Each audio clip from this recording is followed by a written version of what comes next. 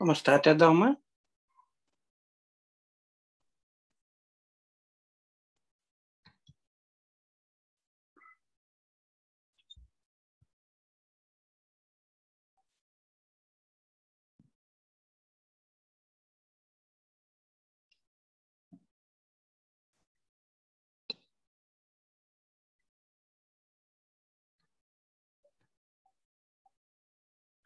Hello hello అండి. Start చేద్దామమ్మా. Start చేద్దాం.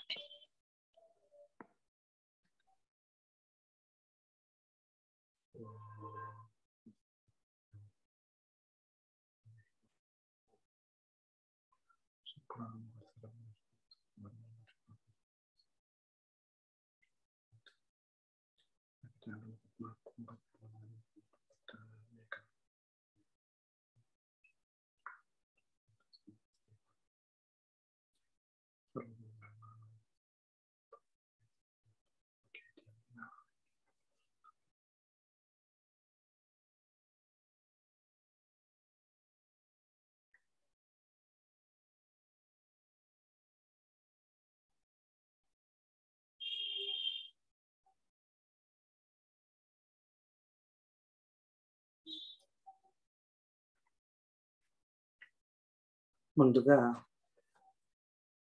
5 సార్లు ప్రణవనాదం చెబుతూ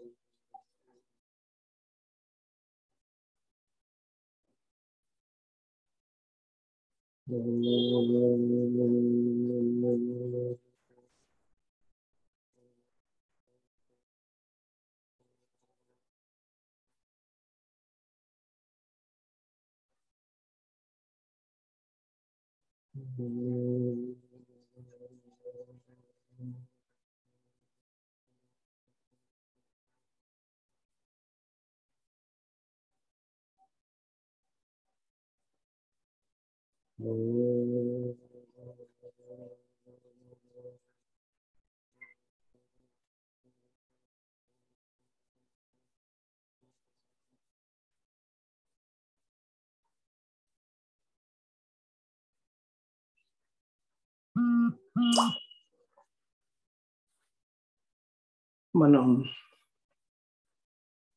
కిందటి క్లాస్లో గత కొద్ది కాలంగా మనం గురుగీతను గురించి మనం చదువుకుంటున్నాం.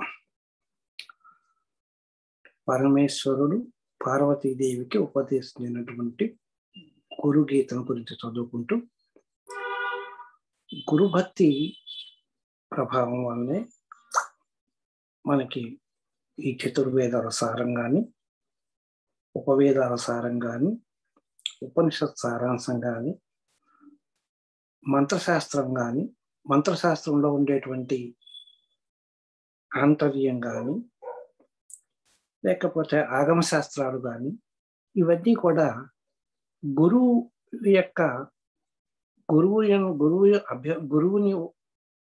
గురువుని ఆశ్రయించి ఆయన యందు భక్తి తత్పరత కలిగినప్పుడు ఆయన కరుణించి మనకి ఉపదేశిస్తాడు ఇవన్నీ.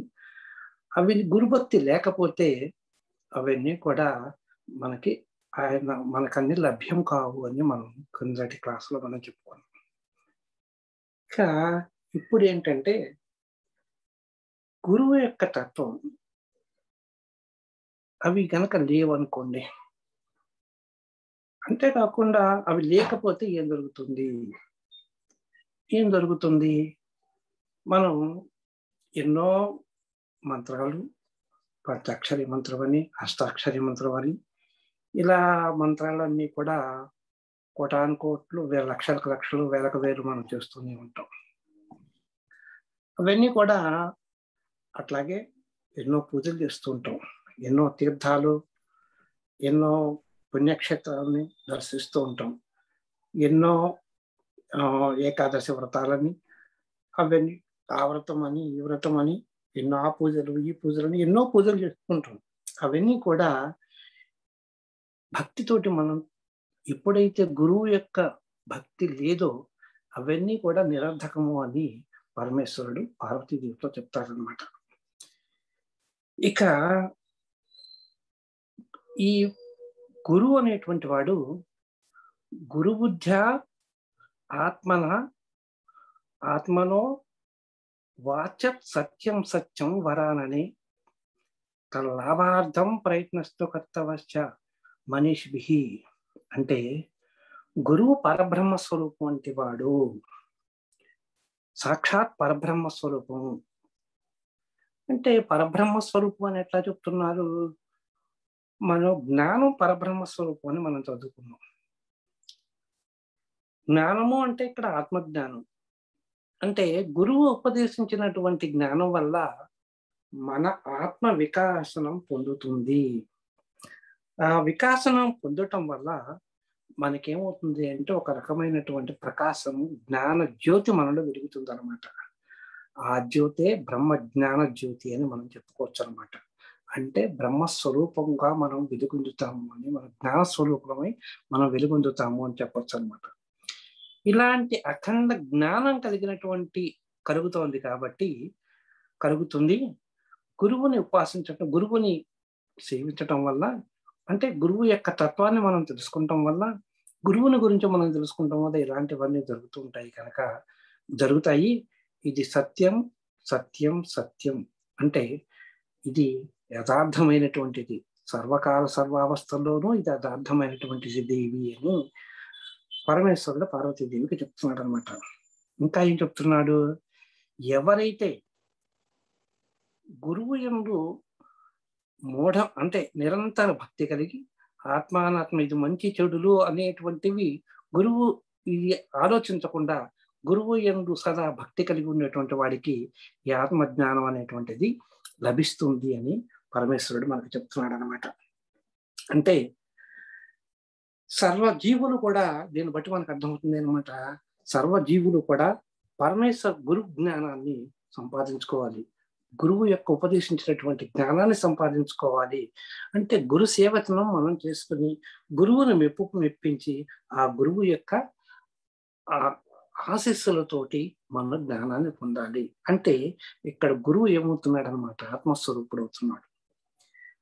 ఇక్కడ మనకి విజ్ఞానాన్ని సంపాదించుకోవటానికి మూల కారణభూతులు అవుతున్నాడు అనమాట. ఆ ప్రయత్నంలో ఆయన ప్రయత్నం చేస్తున్నాడు, ఆయన చెప్పేస్తాడు కదా మనకు వచ్చేస్తుంది అని అనుకుంటాం కూడా పొరపాటు అనమాట. ఇక్కడ దానికోసం వీళ్ళకి ఏ శిష్యుడు ఎవరైతే నేర్చుకోదలుచుకున్నారో వాళ్ళకి అచంచలమైనటువంటి భక్తి తత్పరత కావాలన్నమాట. అలాంటి భక్తి తత్పరత, విశ్వాసము, నమ్మకము అనేటువంటివి గురువు ఎందుకు కలిగి ఉన్నారనమాట. ఆ గురువు ఎందుకు కలిగి ఉన్నప్పుడు మాత్రమే ఇవన్నీ సాధ్యపడతాయి, కానీ లేకపోతే సాధ్యపడవు అని చెప్తున్నారు, పరమేశ్వరుడు చెప్తున్నాడు అనమాట. అంటే ఏంటనమాట? ఈ అకుంఠిత దీక్ష అనేటువంటిది కావాలి. ఇక్కడ గురువు సర్వభూతములందు గురువు పరబ్రహ్మ స్వరూపుడు అంటున్నాము మనం. అంటే గురువు పరబ్రహ్మ స్వరూపుడు అని మనం ఎప్పుడైతే చెప్తున్నామో, పరబ్రహ్మ అనేటువంటి వాడు అందరిలోనూ అన్ని జీవులలోనూ ఉన్నాడు అని మనం చెప్పుకున్నాం ఒకసారి. మనం అన్ని జీవుల యందు కొలిగి ఉన్నవాడు, నీలో ఉన్న పరమేశ్వరుని మన శంకరాచార్యుల వారు చెప్పినట్టుగా కూడా, శంకరాచార్యుల వారే కాదు అనేక మంది చెప్పినట్టుగా నీలో ఉన్నటువంటి దైవాన్ని నువ్వు దర్శించుకో మొట్టమొదట అని చెప్తారనమాట. దానికోసం అనేక రకమైనటువంటి పద్ధతులు అవలంబించాలి.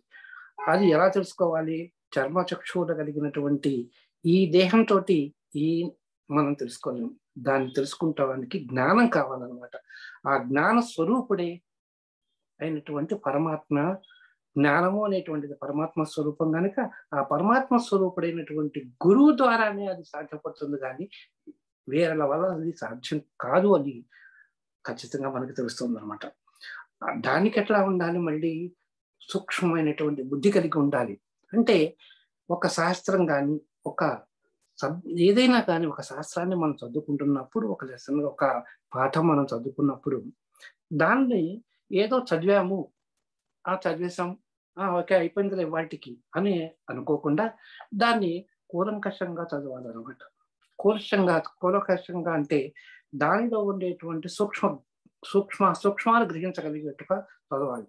అంటే ఆ సూక్ష్మాలు మనకి ఒక పట్టాన అర్థం కావు. ఈ ఆధ్యాత్మికతలో ఉన్నటువంటి ఆత్మ జ్ఞానాన్ని లేదా బ్రహ్మ విద్యను మనం తెలుసుకుంటానికి ఈ దానిలో ఉండేటువంటి ధర్మ సూక్ష్మాలు ఏవైతే ఉన్నాయో ఆ ధర్మ సూక్ష్మాలు ఒక పట్టాన మనకు అర్థం కావు. దానికి మనకి ఒక గురువు కావాలన్నమాట. ఆ గురువు ఏం చేస్తాడనమాట, ఆయన మనకుండే దానిలో ఉండేటువంటి ధర్మ సూక్ష్మాలన్నింటినీ మనకి వివరించి, ఇదిగో ఇది ఈ విధంగా చేయాలి, ఇది ఈ విధంగా చేస్తే ఈ విధంగా వస్తుంది, ఈ పరమాత్మ అనేటువంటివి జ్ఞానాన్ని అజ్ఞానాన్ని రెండింటిని విడదీసి, ఇది ఆత్మకు సంబంధించింది, అనాత్మకు సంబంధించింది, ఇది వివేకానికి సంబంధించింది, ఇది అవివేకానికి సంబంధించింది అని చెప్పి రెండింటిని విడగొట్టి మనకి సక్రమమైనటువంటి మార్గంలో మనం నడవటానికి దోహదం చేయగలిగినటువంటి వాడు ఒక పరమాత్మ స్వరూపుడైనటువంటి గురువు అన్నమాట. అందుచేత ఆ గురువు యొక్క మనకి ఆశీస్సులు, ఆయన యొక్క బోధనలు మనకి చాలా అవసరం అన్నమాట. గూఢ విద్య జగత్మాయ దేహ చ అజ్ఞాన సంభవ విజ్ఞానం యత్ప్రాసాదేన గురుశబ్దేన కథ్యతే. ఇక్కడ ఏంటంటే ఏ గురుదేవుని యొక్క అనుగ్రహం చేత సూక్ష్మాతి సూక్ష్మమైనటువంటి ప్రకృతి యొక్క రూపాన్ని, అంటే ఆ ప్రకృతిని మనం మాయ అంటున్నాం, ఆ మాయని మనం తెలుసుకోగలము. ఆ మాయని గురించి తెలుసుకుంటాము అనేటువంటిది కలుగుతున్నదో అట్టివాడే మనకి గురువు. ఇది మాయా, ఇది అమాయ అంటే మనం చెప్పుకున్నాం. మాయ అంటే ఏం చెప్పుకున్నాం మనం, ఏది మనకి ఉన్నది లేనట్టుగాను లేనిది ఉన్నట్టుగాను కనిపించేట్టు భ్రమింపజేసేటువంటిది మాయ అనేటువంటిది అని మనం చెప్పుకున్నాం. ఇక్కడ ఇంకొకటి ఏంటంటే ఈ మాయ ఎప్పటి నుంచి ఉన్నది అంటే పరమేశ్వరుడు పరబ్రహ్మ స్వరూపం సృష్టి చేసినప్పటి నుంచి ఉన్నదని చెప్పుకున్నాం. ఎప్పుడైతే పరబ్రహ్మ తన రూపాన్ని ఇంకొక రూపాన్ని సృష్టించాడో అదే మనకి ప్రకృతి అని చెప్పుకున్నాం, అదే మాయా అని చెప్పుకున్నాం, అదే పరమేశ్వరి అని మనం చెప్పుకున్నాం అనమాట. ఆ పరబ్రహ్మ ఆ మాయా స్వరూపం వల్లనే మనకి ఈ పంచభూతాలు వచ్చాయి. దాని వల్లనే ఈ మనకి కనిపించేటువంటి ఈ జగత్తంతా కూడా ఏర్పడిందని తెలుస్తుంది అనమాట. గూఢ విద్య అనేటువంటిది అంటే, గూఢ విద్య అంటే ఏం విద్య అనమాట. ఇక్కడ ఏదైతే అవ్యక్తంగా అంటే మనం వ్యక్తీకరించి చెప్పలేకపోతున్నామో, అంటే ఇక్కడ అవ్యక్తము వ్యక్తీకరించి చెప్పలేము, అతి సూక్ష్మంగా ఉండేటువంటిది ఏదైతే ఉన్నదో అదే ప్రకృతి. ఆ ప్రకృతిని గురించి చెప్పబడేటువంటి విద్యే గూఢ విద్య అన్నమాట. ఈ గూఢ విద్య అంటే ఏంటనమాట, దేని గురించి చెప్తుంది, ఆ మాయా ప్రభావం చేతే జగత్తు ఏర్పడిందని చెప్తుంది కనుక ఆ జగత్తు కూడా గూఢ విద్య చేత తెలియబడుతుంది. గూఢమైనటువంటి అంటే గూఢ విద్య అనేటువంటిది మాయే, ఆ మాయే జగత్తు అనేటువంటిది, ఆ మాయ చేత జగత్తు కలిగించబడుతుంది అనేటువంటిది మనకి తెలుస్తుంది. అంటే దేహము కనుక ఇక్కడ ఏంటనమాట, ఈ మాయ ఈ జగత్ అనేటువంటిది వాళ్ళ ఉంటుంది, ఇది శాశ్వతం కాదు, అశాశ్వతమైనటువంటిది కనుక ఇది అజ్ఞానం యొక్క స్వరూపమైనటువంటిది. ఈ దేహం దానిలో ఉండేటువంటి జీవులమైనటువంటి మనం కూడా, ఈ దేహం కూడా అస్థిరమైనటువంటిది. ఈ అస్థిరమైనటువంటి దేహాన్ని గురించి ఇది కనుక ఈ దేహం కూడా అజ్ఞానానికి ప్రతిరూపమే అని మనం చెప్పుకోవచ్చు అనమాట. కనుక ఈ పరాప్రకృతి వలన వచ్చినటువంటి సమస్త జగతి కూడా వ్యాపించి ఉన్నదని మనం చెప్పుకున్నాం. సకల జీవరాశులు కూడా ఆ మాయా ప్రభావం చేతనే మనకి విరజల్లుతున్నాయి అని మనం చెప్పుకోవచ్చు అనమాట. ఇక్కడ జగత్తంతా కూడా మాయా ప్రభావం చేత ఉన్నది అని చెప్పుకుంటున్నప్పుడు పరమేశ్వర స్వరూపం ఇక్కడ ఏంటనమాట, పరమేశ్వరుడు అప్పుడు అంటున్నాడు, ఆ పరమేశ్వరి ఇదంతా కూడా మాయాలోకం అని నీకు తెలుసు, మాయా అని తెలుసు కాబట్టి నా రూపమే నువ్వు, నీ రూపమే నేను, ఇరువురికే అభేదం. పరమేశ్వరుడుకు అభేదాన్ని కలిగి ఉన్నారు అని మనం తెలుసు మనకి. అంటే పరమేశ్వరుడికి ఏ రూపం, ఏ పరబ్రహ్మ స్వరూపానికి ఏ అయితే లక్షణాలు అయితే అన్నావో తన నుంచి పుట్టినటువంటి మాయాస్వరూప ప్రకృతి కూడా అదే లక్షణాలు ఉన్నాయి అని మనం చెప్పుకున్నాం. కనుక అదే పరమేశ్వరి. ఈ పరమేశ్వరులకు అభేదులు కనుక పరమేశ్వరుడికి ఏ లక్షణాలు ఉన్నాయో పరమేశ్వరికి కూడా అవే లక్షణాలు ఉన్నాయి. అంటే పరమాత్మలో ఒక 1000 వంతుల శక్తి తీసుకొని అది పరాశక్తిగా రూపొందిందనమాట. ఆ పరాశక్తిలో ఒక 1000 వంతు తీసుకొని అది ఆదిశక్తిగా మారిందనమాట. ఈ ఆదిశక్తిలో 1000 వంతు తీసుకొని ఇచ్ఛాశక్తిగా మారిందనమాట. ఆ ఇచ్ఛాశక్తిలో 1000 వంతు జ్ఞానశక్తిగాను, ఆ జ్ఞానశక్తిలో 1000 వంతు క్రియాశక్తిగాను, ఇలా ఒకదాని నుంచి ఒకటి ఉద్భవించినాయి అనమాట. అంటే ఎలాగనమాట, ఒక దీపం ఉందనుకుందాం. ఇవన్నీ కూడా పరమేశ్వరుడు మనకి పరబ్రహ్మ స్వరూపుడు, స్వయం ప్రకాశకుడు అని చెప్పాం మనం. అంటే ఆయన నుంచి వచ్చినవి కానీ వచ్చినటువంటి ఈ రూపాలన్నీ కూడా పరాశక్తి రూపం కానీ, ఆదిశక్తి రూపం కానీ, ఇచ్ఛాశక్తి రూపం కానీ, లేకపోతే క్రియాశక్తి రూపం కానీ, ఇవన్నీ కూడా ఎలా ఉన్నాయి అంటే, ఒక దీపాన్ని మనం వెలిగి ఉన్నటువంటి ఒక దీపం నుంచి తీసుకున్నప్పుడు ఆ దీపం నుంచి ఇంకొక దీపాన్ని వెలిగించవచ్చు, ఆ దీపం నుంచి ఇంకొక దీపాన్ని, ఇలా అనేక రకాలైనటువంటి దీపాలను మనం వెలిగించవచ్చు. అవన్నీ కూడా దాదాపు ఒకే రకమైనటువంటి ప్రకాశాన్ని మనకిస్తాయి అన్నమాట. అలాగే ఇక్కడ ఈ శక్తి రూపాలన్నీ కూడా పరమేశ్వరుడు నుంచి వెలువడినటువంటి ఈ శక్తి రూపాలన్నీ కూడా ఒకే రకమైనటువంటి తత్వం కలిగి అదే రకమైనటువంటి ప్రకాశాన్ని కలిగిస్తాయి అన్నమాట. కనుక పరమేశ్వరులకు అభేదము, ఇరువురు తేడా కాదు అనేటువంటిది మనకి తెలుస్తుంది అన్నమాట.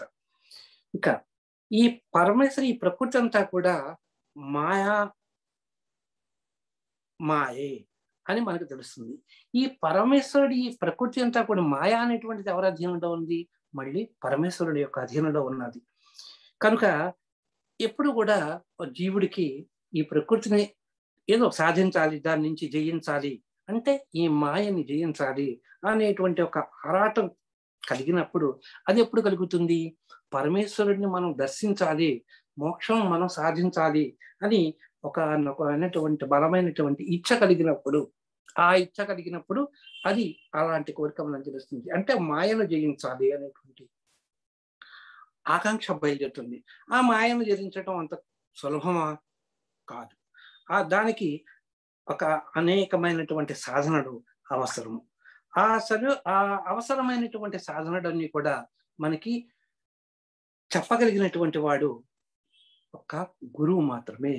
కనుక ఈ మాయా ప్రపంచాన్ని, ఈ సమస్త ప్రాణులలో ఉండేటువంటి పరమేశ్వర తత్వాన్ని మనం తెలుసుకోవాలి అంటే, ఆ పరమేశ్వర తత్వం యొక్క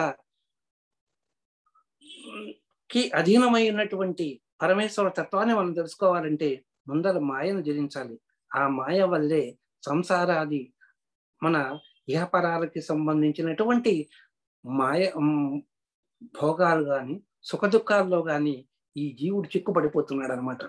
ఈ జీవుడు చిక్కుపడిపోవటం వల్ల అతనికి అనేక రకమైనటువంటి దుఃఖాలు, విచారాలు దానిలో నుంచి బయటికి రావటానికి ఒక సారిగూడలో చిక్కుకున్నటువంటి ఒక క్రిమి ఎలాగైతే ఒక ఈగ ఏ విధంగా కొట్టుకుమిట్టలాడుతుందో, అదే విధంగా ఆ జీవుడు కూడా ఈ మాయా అనేటువంటి బంధంలో చిక్కి అలా కొట్టుకుంటాడుతున్నాడు అనమాట. దాని నుంచి బయటికి రావాలి. ఎలా బయటికి రావాలి అంటే, జీవుడు దేహేంద్రియాలకు అధీనుడు కనుక దేహేంద్రియాలను ముందర ఇంద్రియాలను తన అధీనం చేసుకోవాలి. అలాగే అంతఃకరణ చతుష్టయములైనటువంటి దానిలో ఉన్నటువంటి మనసు, బుద్ధి అనేటువంటి వాటిని ముందు తన అధీనం చేసుకోవాలి. అంటే ఎప్పుడైతే ఈ ఇంద్రియాలను స్వాధీనం చేసుకున్నాడో, ఇంద్రియాలు తన మాట వినేటట్లు చేసుకున్నాడో, అప్పుడే ఆ మాట మనసు కూడా తన మాట వింటుంది. ఎప్పుడైతే తన మనసు మాట వింటుందో అప్పుడు కూడా బుద్ధి కూడా తన మాట వింటుందన్నమాట. కనుక ఇవన్నిటినీ కూడా మనం ఎక్కడ కేంద్రీకరించాలి అంటే, పరమాత్మ జ్ఞానాన్ని తెలుసుకోవాలి అని సంకల్ప బలంతో మనం చేస్తున్నప్పుడు ఇవన్నీ కూడా మనకి అవసరమవుతుంది. దీనికి కావాల్సినటువంటి సాధనాలు ఏంటి అంటే, జపం, తపం, ధ్యానం, ఇవన్నీ కూడా మనకు ఉపయోగపడతాయి అన్నమాట. ముఖ్యంగా ఏది మంచి, ఏది కరెక్ట్, ఏది కరెక్ట్ కాదు అంటే వివేక విచక్షణ జ్ఞానం కావాలి. ఇది వివేకంతో ఆలోచించి ఇది కరెక్ట్, అవివేకంతో ఎప్పుడు ఆలోచించకూడదు. ఇది కరెక్టా కాదా అనేటువంటి ఒక బేజువారి వేసుకొని నేను మనస్తత్వం మనకు కలుగుతుంది అనమాట. చెడు అయితే చెడును వదిలేసేసి ఇది కాదు, ఇది కరెక్ట్ అయినటువంటి సరైనటువంటి మార్గం కాదు అని నిశ్చయించుకొని సరైన మార్గంలోకి మనం తీస్తున్నప్పుడు మనసు కూడా మన అధీనంలోకి వస్తుంది అనమాట. అదే జ్ఞానం. అదే మనం సాధన చేయగా ఏమవుతుందంటే మనసు నిశ్చలంగా మారిపోవటానికి అవకాశం ఉంటుంది. మనకి ఈ మనసు అనేటువంటిది, ఈ బుద్ధి అనేటువంటి దాంట్లోకి ఎప్పుడైతే మన సాధనలోకి వచ్చినామో ఆ సాధనలోకి వచ్చేసరికి ఏమవుతుందన్నమాట, అనేక రకమైనటువంటి ఆలోచన పరంపరలు వస్తూ ఉంటాయి అన్నమాట. ఈ ఆలోచన పరంపరలన్నీ మనం పక్కకు నెట్టాలి. ఈ పక్కకు నెట్టడం ఎలాగా అనేటువంటిది అనేది మనం తెలుసుకోవాలి ముందనమాట. ఇవి తెలుసుకోవాలి. ఇలాంటి జ్ఞానం మనకు కావాలి అంటే దాన్నే ఇలాంటి పక్కకు నెట్టి మనసును శూన్యస్థితికి మనం తీసుకువెళ్ళాలి. అంటే మనసును శూన్యస్థితికి తీసుకెళ్ళటం అంటే ఈ ఆత్మని మనలో ఉండే పరమాత్మతో లీనం చేయాలన్నమాట. దీన్ని లయయోగము అని అంటారనమాట. ఈ విధంగా ఆత్మ పరమాత్మతో లయయోగం చేయటమే లాగా, లేకపోతే ఇంద్రియాలను స్వాధీనపరచుకోవటానికి ఏ విధమైనటువంటి మార్గాలు మనం అనుసరించాలి, ఇలాంటి మార్గాలన్నింటినీ కూడా మనకి తత్వ మార్గాన్ని మనకు ఉపదేశించగలిగినటువంటి వాడు ఒక గురు సార్వభౌముడు ఒక్కడే. ఇలాంటి చేస్తున్నప్పుడు అనేక రకాలైనటువంటి మనకి అనుభవాలు మనకి కనిపిస్తూ ఉంటాయి అన్నమాట. ఆ అనుభవాలు అంటే మనల్ని పక్కకి నెట్టడానికి మనకి పక్కకి అంటే పక్కదారి మళ్లించడానికి ఉపయోగపడేటువంటి ఆలోచన పరంపరలు ఎక్కువగా కలగడానికి అవకాశం ఉంది. సాధన ఎక్కువయ్యే కొద్దీ అవేమవుతాయి అంటే మనసు నిశ్చలంగా ఉండనివ్వకుండా పక్కదారి పట్టి ఇప్పుడు ఒక మంచి పని చేయాలనుకోండి, అమ్మకు మంచి పని చేయాలి అనుకున్నప్పుడు అనేక మంది అనేక రకాలుగా ప్రయత్నం చేస్తుంటారు. ఎదగనివ్వకుండా కొంతమంది ఉంటారు, కొంతమంది శత్రువులు. మనకి అంత ఎప్పుడు కూడా ఒక మనిషికి అందరూ మిత్రులు అందరూ ఉంటారని మనం ఊహించుకోకూడదు అనమాట. కొంతమంది శత్రువులు ఉంటారు. వాళ్ళు ఏంటి కొంచెం కనపడతారు, కొంతమంది కనపడరు అనమాట. వాళ్ళు ఏంటారు, ఒక మనిషి ఎదుగుదలని ఆపేస్తానికి ప్రయత్నం చేస్తూ ఉంటారు అనమాట. ఎలాగైనా సరే ఇతను నిరోధించాలి, ఎదగకుండాను. సపోజ్ వాడు మనం ఏదైనా ఒక మంచి పని చేయాలనుకున్నాం, సపోజ్ ఏదైనా ఒక మంచి బిజినెస్ పెట్టాలని అనుకున్నాం అంటే ఆ బిజినెస్ పెట్టాలనుకున్నా, ఇతను చేస్తుంది, ఇతను ఇంత ఎదిగిపోతాడు కదా, కానీ ఇతను నిరోధించాలి మనం ఎలాగైనా కానీ అని అనేక రకాలైనటువంటి అవాంతరాలు కల్పించడానికి కల్పించే వాళ్ళు అనేక మంది ఉండొచ్చు.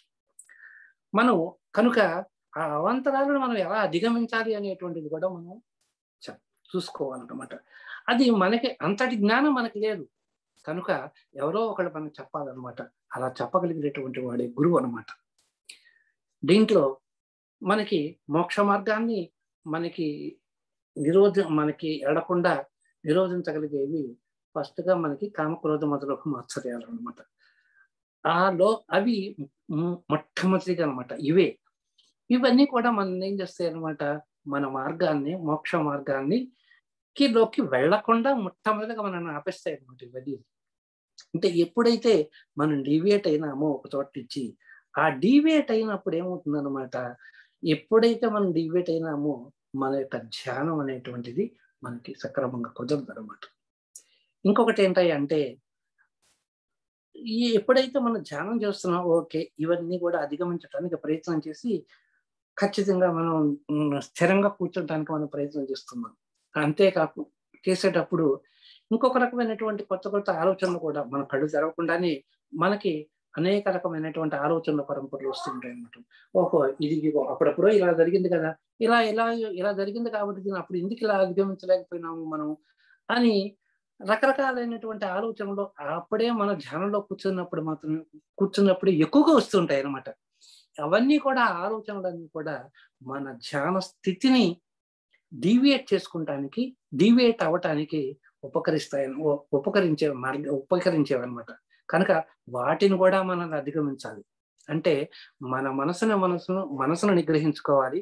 అలా మనది ఏవైతే అడ్డంకులుగా మారుతున్నాయో మన ధ్యానానికి, మన జపానికి, మన తపానికి, వాటిని కూడా మనకు అధిగమించాలి. ఇవి అధిగమించాలి అనేటువంటి దానికి ఒక సూక్ష్మమైనటువంటి మార్గాలను మనకు దానికి సంబంధించినటువంటి జ్ఞానం ఎందుకు అలా జరుగుతూ ఉంది అనేటువంటి చెప్పగలిగిన వాడు ఒక గురువు మాత్రమే. ఆ గురువు దగ్గర మనం నేర్చుకోవాలన్నమాట. అతనే గైడ్ చేస్తాడు అనమాట, కరెక్ట్ గా మార్గం చూపిస్తాడు, అతని మార్గదర్శి. కనుక అందుకనే మనకి గురువు తండ్రితో సమానం అనమాట. అంటే పునర్జన్మనిస్తున్నాడు. ఎప్పుడు తండ్రి మనకి భూమి మీదకి వచ్చేటానికి ఒక మార్గం కనుక ఓన్లీ మన భూమి మీదకి వస్తానికి సహాయపడుతున్నాడు. మనకి ఉపనయన కార్యక్రమాలు మనకు ఉన్నట్టయితే దానికి దంచం వేసి మనకు అక్కడ ఇంకొక ద్విజత్వాన్ని మనకు ప్రసాదిస్తున్నాడు. కానీ ఈ గురువు అనేటువంటి వాడు మనం ఇంకొక మార్గంలో ఇంకొక మనిషిగా, అంటే పరమాత్మకు సంబంధించినటువంటి పరమాత్మకు మోక్ష మార్గాన్ని కనువైనటువంటి మార్గాన్ని మనకు ప్రసాదిస్తున్నాడు. కనుక గురువు తండ్రితోటి సమానం అనమాట. కనుక గురు బ్రహ్మని అంతటి ప్రాముఖ్యత కలిగి ఉన్నాడు అనమాట. ఈ గురు బ్రహ్మ అనేటువంటి ఈ గురువు అనేక రకాలైనటువంటి ఇది గురువు. ఇక గురువు యొక్క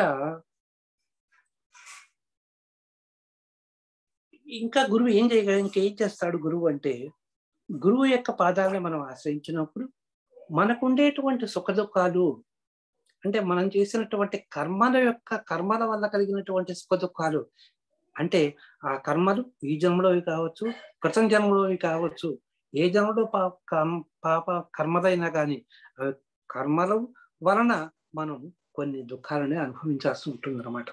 కనుక ఆ కర్మలని ఎలా తొలగించాలి అనేటువంటిది చెప్పగలిగిన వాడు ఒక గురువు మాత్రమే. అంతేకాదు మనకి ఆది ఆధ్యాత్మికము, ఆది భౌతికము, ఆది దైవికము అనేటువంటి తాపత్రయాలని మనం చెప్పుకున్నాము. వాటి వల్ల కలిగేటువంటి దుఃఖాలను కూడా పరిహరింపచేయగలిగినటువంటి వాడు గురువు మాత్రమే. కనుక ఈ గురుదేవుడికి మనం ఇన్ని మనకి చేస్తూ ఈ మహాసాగరాన్ని, అంటే ఈ సంసారము అంటే ఓన్లీ మన ఇల్లునే కాదు, ఈ విశ్వం అనేటువంటి సంసారానికి దాని వల్ల కలిగే విశ్వమైనటువంటి సంసారంలో మనకి కలిగేటువంటి సుఖ దుఃఖాలను వాటి వల్ల అక్కడ చేస్తున్నటువంటి మనం చేస్తున్నటువంటి పనుల వల్ల కానీ, లేకపోతే వాటి వల్ల మనకు కలిగేటువంటి తాపత్రయాల వల్ల కలిగినటువంటి సుఖ దుఃఖాలను నాశనం చేయగలిగినటువంటి వాడు ఒక్క గురువు మాత్రమే. తగిన మార్గాలను ఉపదేశించినటువంటి వాడు గురువు మాత్రమే అని మనకి స్పష్టంగా ఈ గురువు యొక్క ప్రాముఖ్యత మనకి తెలుస్తూ ఉందన్నమాట, చెప్తున్నారు. ఇంకా ఒకటి ఏంటంటే, ఇంకా గురువులు, ఈ గురువులు అనేక రకాలైనటువంటి గురువులు ఉన్నారన్నమాట ఇక్కడ మనకి. అంటే గురువులు అనేక రకాలైనటువంటి గురువులు ఎందుకుంటున్నారంటే, కొంతమంది మనకు ఉపదేశం చేసేవాడు గురువులు అంటాం మనం. ఏదైనా చెప్పినా, మనకు ఒక లెసన్ చెప్పినా, గురువు అంటే అజ్ఞాన అంధకారాన్ని మన గురువు యొక్క డెఫినేషన్స్ మనం కొన్ని చెప్పుకున్నాం అనమాట. మనం ఇంతకు ముందు మనం చెప్పుకున్నాం. ఇప్పుడు మన ఈ గురువుని కొన్ని డివైడ్ చేసి మనకు కొంతమంది చెప్పారనమాట. అవి ఏంటో ఒక్కసారి మనం చదువుకుందాం. అవి ఏంటంటే, మొట్టమొదట గురువు అనేటువంటి వాడు, మొట్టమొదటి మనకు డెఫినేషన్ ఏం చేస్తుంది, గురువు అనేటువంటి వాడు అజ్ఞానాంధకారం నుంచి మనల్ని బయటకి తీసుకొచ్చేటువంటి వాడు, ఆత్మ సాక్షాత్కారాన్ని కలిగించేటువంటి వాడు మనకు గురువు అని చెప్తున్నాం. ఆయనే గురు బ్రహ్మ, గురు విష్ణు, గురుదేవో మహేశ్వర అని మనకి చెప్తున్నాం. మనకి ఇలాంటి గురువులు మనకి ఎంతమంది ఉన్నా కానీ, ముందర ఎంతమంది ఉన్నారో మనం ఒక్కసారి చూద్దాం అనమాట. ఈ గురువు మనకి మన జీవన విధానంలో ప్రతి జీవి కూడా తనకు ఉన్నటువంటి చుట్టూ ఉన్నటువంటి ప్రకృతి నుంచి కానీ, లేకపోతే తనకు తెలిసినటువంటి వ్యక్తుల వల్ల కానీ కొంత జ్ఞానాన్ని సంపాదించుకుంటుందన్నమాట. ఆ జ్ఞానాన్ని సంపాదించుకున్న అతడే మనకి గురువు అని మనకు తెలుస్తుంది అని అంటారు. ఇక్కడ గురువు అనేటువంటి వాడు పరబ్రహ్మ స్వరూపుడు అని మనం చెప్పుకున్నాము. ఇప్పుడు గురువు అనేటువంటి పదానికి ఎంతమంది గురువులు ఉన్నారు అనేటువంటిది మనం చూసుకున్నాం అనమాట. మొట్టమొదటిగా గురువులు త్రివిధాలు అని ఒకటి చెప్పారనమాట. ఒక గ్రంథాల్లో ముఖ్యంగా 3 రకాలు ఉన్నారు. వాళ్ళు ఎవరయ్యా అంటే జన్మనిచ్చినటువంటి వాడు గురువు, అతని తండ్రి అనమాట. 2 విద్యా గురువు, ఎవరైతే విద్యనిస్తారో వాడు గురువు. మోక్ష గురువు, మోక్షాన్ని ప్రసాదించేటువంటి మోక్ష మార్గాన్ని మనకు ఎవరైతే చూపిస్తారో వాడు మోక్ష గురువు అని 3 రకాలుగా మనం చెప్పారనమాట. ఇది ఒకటి. ఇంకొక విధంగా ఏం చెప్పారంటే ఉపదేశ గురువు అని ఒకడు, కులగురువు అనేటువంటి వాడు ఒకడు, జగద్గురువు అనేటువంటి వాడు ఒకడు. వీళ్ళ ముగ్గురు కలిపి వీళ్ళ ముగ్గురిని త్రిగురువులు అని అంటే త్రివిధ గురువులు అని అంటారని చెప్తారు. ఇంకొక విధంగా ఎవరేం చెప్తారంటే తల్లి, తండ్రి, ఆచార్యుడు, వీళ్ళ ముగ్గురు గురువులు, త్రివిధ గురువులు అని చెప్తారు అనమాట. దీంట్లో ఉపదేశ గురువు, కుల గురువు, జగద్గురువు. ఇక్కడ జన్మదాత తండ్రి జన్మాన్ని ప్రసాదిస్తాడు కాబట్టి అతను గురువుతో సమానమే. ఇప్పుడు మనకి గాయత్రి ఉపదేశం చేస్తాడు కాబట్టి గురువు జన్మనిచ్చి ఉపదేశం చేస్తాడు. గాయత్రి మంత్రం అంటే ఉపనయనం చేసి గాయత్రి మంత్రం ఉపదేశం చేస్తాడు కాబట్టి ఆయన గురువు. అది కాక ఎప్పటికప్పుడు బిడ్డ యొక్క క్షేమం కోరి మంచి చెడులను వివరిస్తూ ఉంటాడు కనుక అతనే గురువు అవుతాడు. 2 విద్యాబుద్ధులు చెప్పేటువంటి వాడు. ఈ కాలంలో మనం చెప్పాలంటే స్కూల్కి పంపించి ఆ స్కూల్లో ఎవరైతే పాఠాలు చెప్తూ ఉంటారో వాళ్ళనే మనం విద్యా గురువు అంటాం.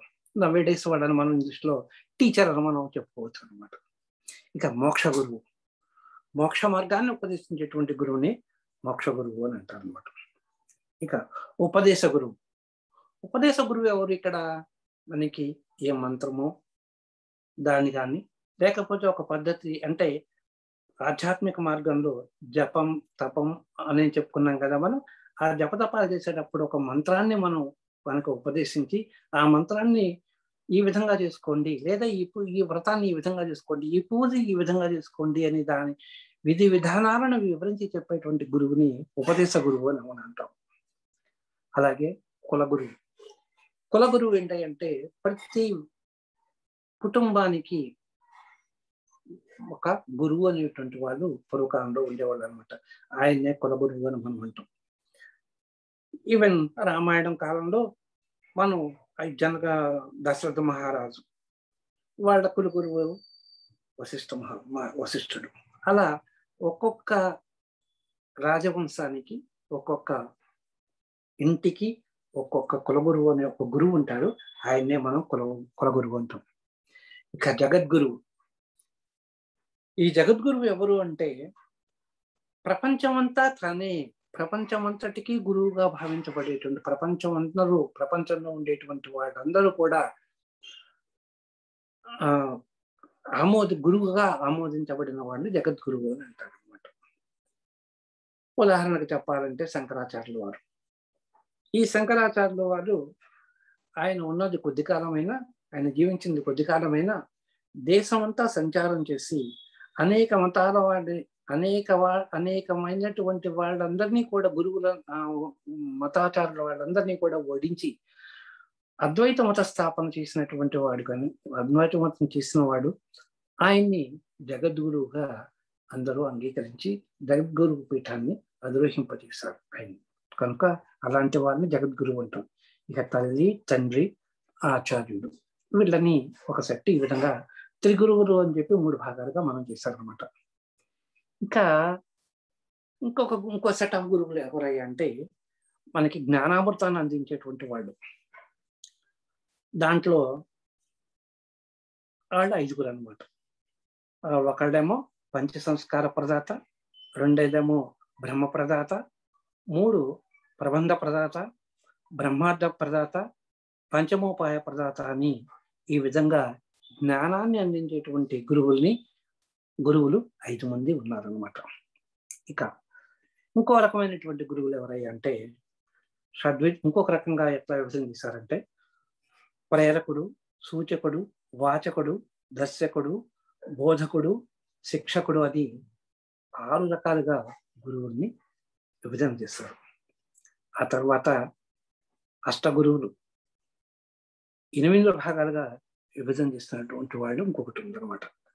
దాంట్లో మనకి ఎవరైతే అక్షరాభ్యాసం చేస్తారో వాళ్ళు ఒక గురువు అని, గాయత్రి మంత్రోపదేశం ఎవరైతే చేస్తారో వాళ్ళని ఒక గురువు అని,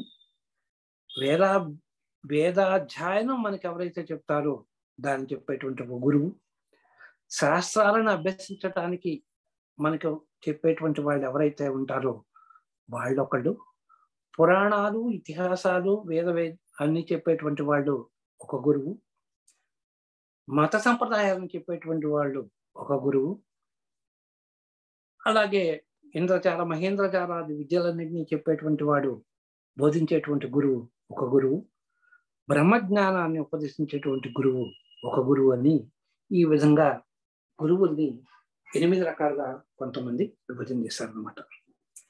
ఎవరు ఏ విధంగా చేసినా కానీ గురువు అనేటువంటి వాడు ముఖ్యమైనటువంటి వాడు. ఎప్పుడైతే ఈ గురువు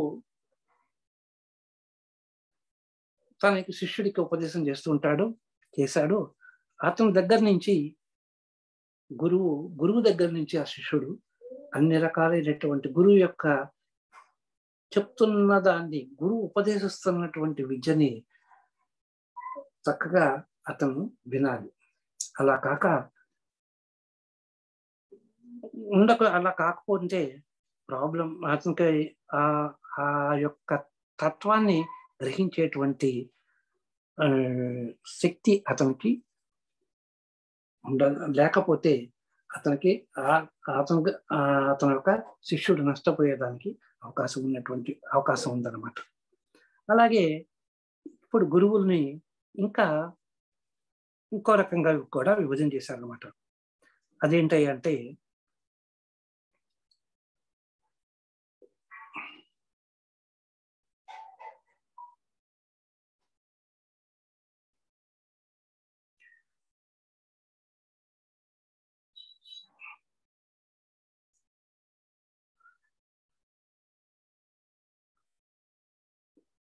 ఇక్కడ మనకు ఇంకా గురువులు ఎక్కడ అంటే గురువుల్ని 8 మందిగా విభజన చేశారనమాట. వీళ్ళు ఎవరయ్యా అంటే వీళ్ళందరూ కూడా మనకి పురుషార్థాన్ని బోధపరిచి మనకి సర్వోన్నతమైనటువంటి స్థానానికి మనకి చేర్చగలిగినటువంటి వాళ్ళే ఈ 8 మంది గురువులు అనమాట. వాళ్ళల్లో ఫస్ట్ అయిన బోధ గురువు అంటారు అనమాట. ఈ బోధ గురువు ఏం చేస్తాడు? వేదశాస్త్రాలన్నింటినీ కూడా మనకి బోధించేటువంటి గురువు ఆయన్ని బోధ గురువు అంటారు. వేద గురువు రెండవ రకం. ఈ వేద గురువు ఏం చేస్తాడనమాట? వేదాలకు సంబంధించినటువంటి వేదాల్లో ఉండేటువంటి తత్వాన్నందరినీ చెప్పగలిగినటువంటి వాడు. ఈ పైన గురువు బోధ గురువు ఏం చేస్తాడు? ఓన్లీ వేదాలని యాజ్ ఇట్ ఈజ్ గా దాంట్లో ఉన్నది ఉన్నట్టుగా చెప్తాడు. కానీ దాంట్లో ఉండేటువంటి మర్మాలని, దాంట్లో ఉండేటువంటి తత్వాన్ని చెప్పగలిగినటువంటి వాడు వేద గురువు అవుతాడు అనమాట. ఇంకా ఇంకొక రకమైనటువంటి గురువు ఏంటి అంటే మంత్రశాస్త్రంలో మొన్న మనం చెప్పుకున్నాం, మోహనము, వశీకరణము అనేటువంటి కొన్ని ఉన్నాయి. అవన్నిటినీ కూడా వాటిని చెప్పగలిగినటువంటి ఒక గురువు ఉన్నాడు అనమాట. ఆయన్ని విహిత గురువు అని అంటారు అనమాట. ఆయన్ని నిషిద్ధ గురువు అంటారు. దానివల్ల ఎందుకంటే అలాంటివి చేయటం వల్ల అనేక రకమైనటువంటి ఒడిదుడుకులు రావడానికి అవకాశం ఉన్నదన్నమాట. అందుచేత ఆయన్ని నిషిద్ధ గురువు అంటారు అనమాట. కామ్యక గురువు. ఇక కామ్యక గురువు అంటే ఎవరయ్యా అంటే ఆ శిష్యుడి చేత అనేక రకాలైనటువంటి పుణ్యకార్యాలు అవన్నీ చేయించి ఇహలోక సుఖాలని అన్నీ కూడా కలిగేటువంటి మార్గాలని ఉపదేశింపచేయగలిగినటువంటి గురువు ఎవరయ్యా అంటే ఈ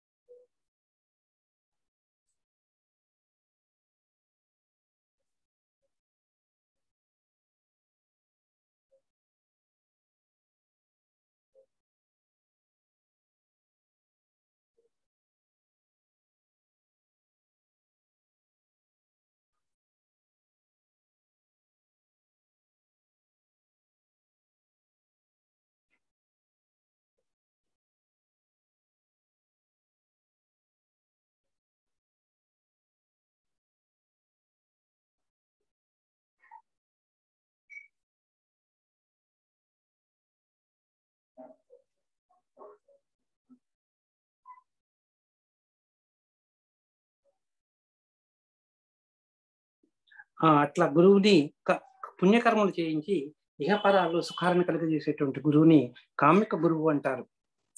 ఇంకొకటి ఏంటంటే వేదాంత శాస్త్రాల్లో ఉండేటువంటి తత్వాన్ని అంతరార్థాన్ని తెలియజేసేటువంటి గురువుని సూచక గురువు అంటారు.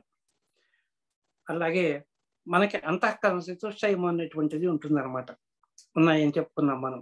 ఈ అంతఃకరణ చతుష్టయము అంటే మనోబుద్ధి చిత్తహంకారాలు వాటిని నశింపజేసి వైరాగ్యాన్ని బోధించేటువంటి గురువుని వాచక గురువు అని అంటాము. తర్వాత అహం బ్రహ్మాస్మి అనేటువంటి వేదవాక్యాలని వాటిని కారణ సహితంగా వివరించేటువంటి గురువుని కారణ గురువు అంటాము. తర్వాత మనకి శిష్యులు కలిగేటువంటి ఎలాంటి సందేహాలు ఉన్నా కూడా ఆ సందేహాలన్నింటినీ కూడా తీర్చగలిగినటువంటి గురువుని విషిత గురువు అంటారు అనమాట. ఈయన నిశిత గురువు అంటారు. ఈయన పరమేశ్వరుడితో తటివాడు అని శాస్త్రాలు మనకు చెప్తున్నాయి అనమాట. ఈ విధంగా గురువుని 8 రకాలుగా విభజించారనమాట. నేటి కాలంలో ఇందాక మనం చెప్పుకున్నట్టు ఓన్లీ స్కూల్కి వెళ్ళి పాఠశాలకు వెళ్ళి అక్కడ లౌకికపరమైనటువంటి విద్యను చెప్పేటువంటి వాడని మనం ప్రస్తుతం ఇంగ్లీష్ భాషలో మనం టీచర్ అని అంటున్నాం అనమాట. అలాగే ఆచార్యుడు అని కూడా అంటానికి, అంటే అది చెప్పేటువంటి అంటే శ్రేణిని బట్టి మనం ఆచార్యుడు అని కూడా మనం చెప్తాం అన్నమాట. అలాగే ఇంకా గురువుల్ని గూఢుడు అని, దృఢుడు అని, ప్రీతుడు అని, మౌని అని, సుకృతియుడు అని ఇలా రకరకాలైనటువంటి ఈ 5 రకాలైనటువంటి సుకృత్ కామగతుడు అనేటువంటి ఈ పంచవిధమైనటువంటి గురువులు ఉన్నారన్నమాట.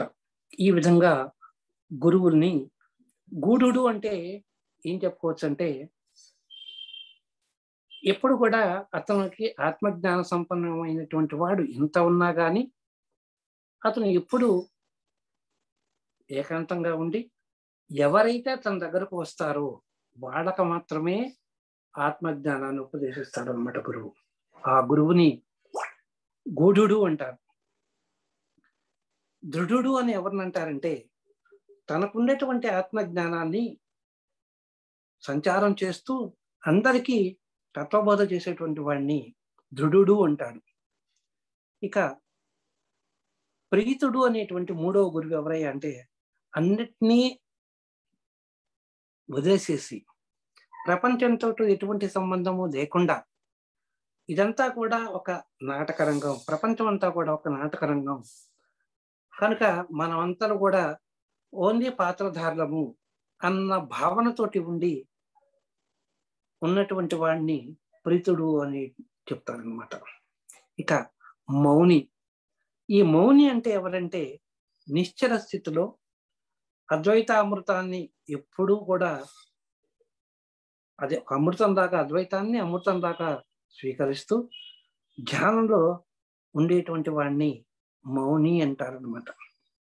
ఇక సుకృత్ కామగతుడు అని ఎవరిని అంటామంటే మహాసంకల్పం కలిగి తనను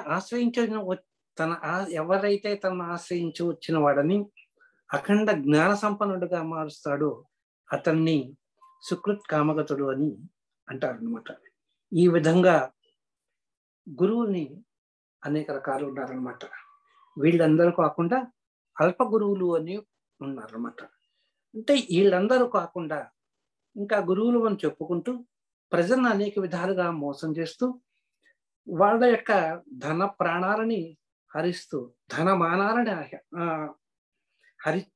హరిస్తూ జీవనం గడిపేటువంటి వాళ్ళని అల్ప గురువులు అంటే వాళ్ళకి వేద విజ్ఞానం శిష్యుడికి విజ్ఞానం పంచాలి, ఇతనికి ఇది చెప్పాలి అనేటువంటి జ్ఞానం అనేటువంటిది వాళ్ళకు ఉండదు.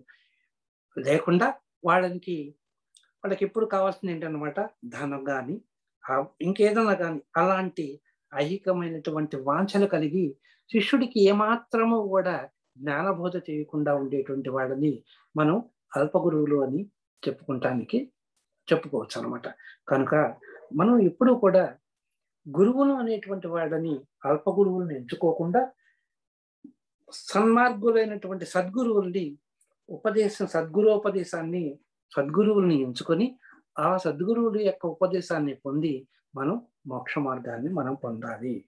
కనుక రాబోయే కాలంలో, రాబోయే క్లాసుల్లో మనము సద్గురువు అంటే ఎవరు, అతనికి ఏ లక్షణాలు ఉండాలి అనే విషయాలను మనం చెప్పుకున్నాం. అలాగే సద్గురువును మనం చెప్పుకున్నప్పుడు శిష్యుడు కూడా మంచివాడై ఉండాలి కదా. ఇప్పుడు మనం చెప్తుంటాం ఏంటి, ఇప్పుడు గృహస్థురాలైనటువంటి భార్య ఈ విధంగా ఉండాలి అనేటువంటి కొన్ని లక్షణాలు మనకు చెప్తుంటారు. ఎప్పుడు ఆడవాళ్ళకి చెప్పటమేనా అని చాలా మంది క్వశ్చన్స్ చేస్తూనే ఉంటారు. కనుక కానీ భార్యకు రెస్పాన్సిబిలిటీ ఉంది, అలాగే భర్తకి రెస్పాన్సిబిలిటీ ఉంది సంసారం మీద. కనుక భార్య ఎలా ఉండాలో చెప్పారు, కానీ భర్త ఉండాలి ఎలాగో చెప్పడం లేదా అంటే భర్తకి కొన్ని లక్షణాలు ఉండాలి. ఈ విధంగా ఉండేటువంటి వాడు ఈ విధంగా ఉండాలి, భర్త తన లక్షణాలు ఈ విధంగా ఉండాలి, భార్య లక్షణాలు ఈ విధంగా ఉండాలి అనేటువంటి మనకి వివరించి చెప్పినట్టు ఇక్కడ కూడా సద్గురువు ఎలా ఉండాలి, సత్శీలుడైనటువంటి శిష్యుడు ఎలా ఉండాలి అనేటువంటి వాళ్ళకి కొన్ని లక్షణాలు మనకి శాస్త్రాలు చెప్పాయన్నమాట. కనుక ఈ రాబోయే కాలంలో, రాబోయే క్లాసుల్లో మనం ఈ విషయాలను కూడా మనం చర్చించుకుందాం.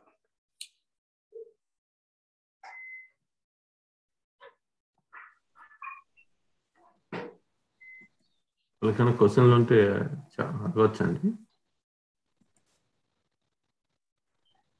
అన్మ్యూట్ చేసి అడగవచ్చు.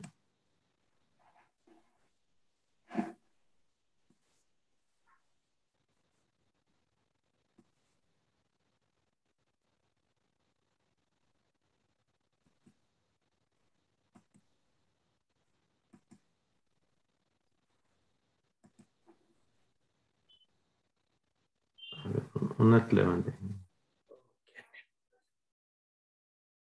రేపు కృష్ణాష్టమి సందర్భంగా ఒక విషయం ఏంటంటే, కృష్ణుణ్ణి జగద్గురువుగా వర్ణిస్తారు, యోగీశ్వరేశ్వరుడు అంటారు. యోగులలో శ్రేష్ఠుడు ఎవరయ్యా అంటే కృష్ణుడు అని చెప్తారు.